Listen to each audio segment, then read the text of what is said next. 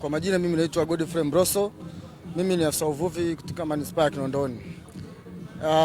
Leo katika manispaa ya Kinondoni tumekuja na teknolojia mbalimbali za ufugaji wa samaki katika maeneo ya mijini, ambapo katika banda letu tunao wajasiriamali ambao wamekuja na teknolojia mbalimbali za kuwezesha ufugaji wa samaki katika maeneo ya mijini, tukiwa na vifaa vya kisasa kama movable ponds, ambapo ni mabwawa ya kisasa, mabwawa ambayo yanaweza kuhamishika kutokana na changamoto ya maeneo ya ardhi katika maeneo ya mijini.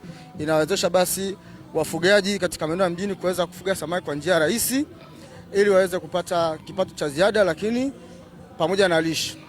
Lakini vile vile katika maonesho haya ya 88 mwaka huu ambayo yanaongozwa na kauli mbiu semayo tambua soko, ongeza tija, kutekeleza dira 2050, tumewaletea wajasiriamali mbalimbali ambao wanajihusisha na uchakataji na uongezaji wa thamani wa mazao ya baharini ili waweze kupenya katika masoko ya kimataifa na ya ndani. Maana kwamba kwa wakazi wa mijini inawezesha kufuga samaki kwa njia rahisi na kwa ufanisi bila kulazimika kuwa katika eneo lenye ziwa au kuchimba mabwawa, ukizingatia pia kuna upungufu wa maeneo ya ufugaji katika maeneo ya mjini. Kwa hiyo teknolojia tulionayo inawawezesha wafugaji kufuga kwa njia rahisi na mabwawa haya yanahamishika kutoka eneo moja kwenda eneo lingine.